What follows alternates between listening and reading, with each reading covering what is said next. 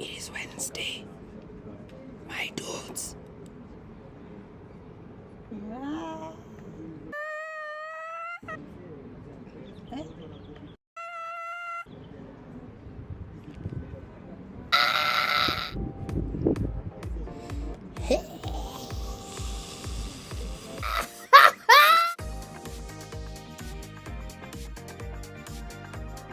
Hello, I hope you're okay. It's Jerome Karaoke.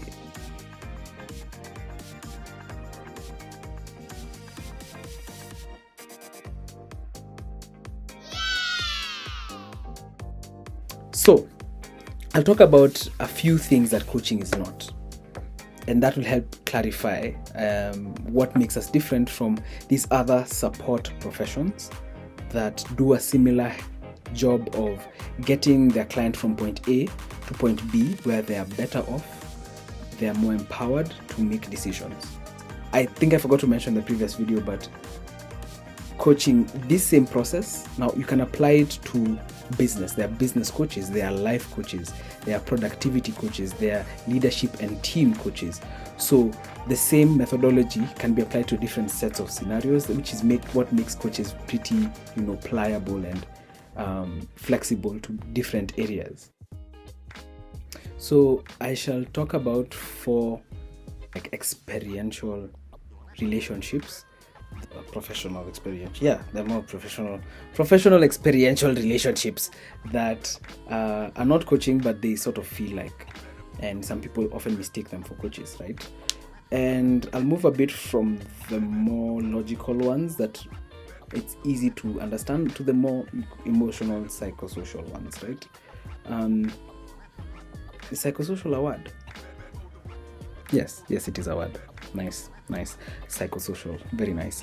So, there are basically 4 other professions that are similar to coaching, and they actually lend themselves very well. And I'll explain how they do at the end, right? So the first 2, which are more the logical side, there's one which is training or facilitation, and the second one is consulting or advisory, right? Or consultancy. So training, you've probably seen many trainers before, right? There are many people who go and give you a training on this or that, right? Whether you're in corporate, whether you're a student, you probably received one training or another.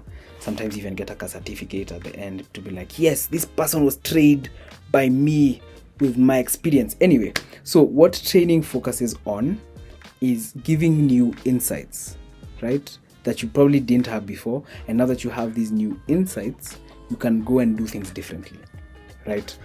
Think about some of the most known ones are financial literacy trainings or workshops, right? Another similar one is maybe a soft skills training, and even technical ones. There are pretty many, right? You get a new software to work with, you have to be trained by an expert. The focus is on new insights that now you can take and apply, right?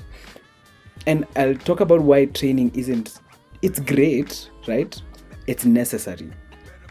But the reason sometimes training falls flat and does not perpetuate into day-to-day things is that, entropy is real, right?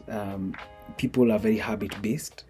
So if there's something that you get trained on and you don't actually get to practice immediately and continuously, you will forget, you will lose muscle memory on that thing, right? A good example is financial literacy, right? If you get a training and you don't do it, you may have all of that information, but you can't really make a next step. And that's why sometimes financial coaches are great, because you have all of the knowledge, you don't lack any knowledge. Sometimes you just need that hand, right? Remember that partnership. The second thing, consulting or advisory. Now, consultants or advisory, or people in advisory, tend to be experts in what they are about, right? So they tend to bring some expertise that once you get this expertise, they can look at your situation, maybe do an audit of you, maybe do an assessment and give you advice based on the expertise, based on the knowledge, based on the experience in that area, right? So there's so many examples. Very many self-employed people are consultants, right? Now, the the thing about that, whereas it's great, now the difference with coaching and consulting is very many times consulting is best if what you need is expertise. I want to know what is the best, most logical decision to make based on the data and based on an analysis. A consultant is who you need, right? But if it is something that is more of an emotive answer, you'd find the problem with getting a consultant to give an answer that is more, local or emotive is that it's them telling you. It's not you telling yourself, right? So you go in without any, ownership of the outcome. Many times it's that I am doing it because so and so said so, or so and so advised me to, not because I actually know why, or I actually am convicted to do this, right? Fantastic. So the last two, which are more on the psychosocial side of things, is number one, mentorship, and number two, therapy, right? Psychotherapy. Yes, therapy, right?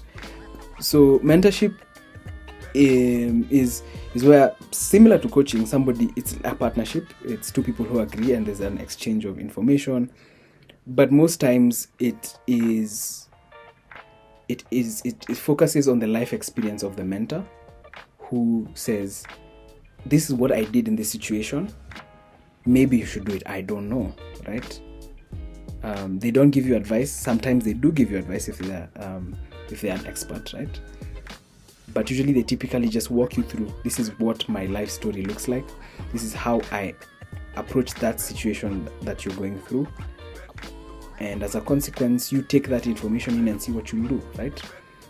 And that's great, but just like a bit of the pitfalls of an expert is that you might see that and be like, okay, that does not resonate with my situation. And the last thing, which is also pretty similar to coaching, is therapy, right? And the thing about therapy, yes, counseling, therapy or counseling.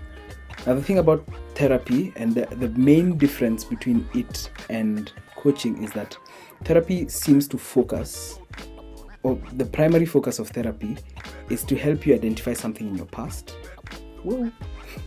Is help you identify something in your past, right? That is having an issue and affecting you in the present, that is not enabling you to move forward. Correct?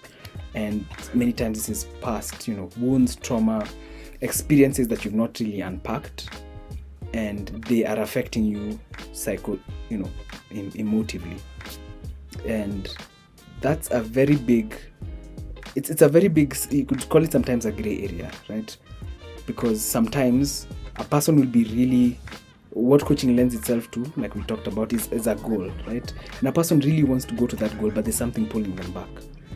And in that case, and that often happens in coaching, a coach would advise you to seek this help for this particular issue in therapy. And you'd find, maybe, let's say you're coaching someone on a business problem, and you find that the core issue is maybe a relationship with a spouse or a friend, or a co-worker that is rooted in something in their past.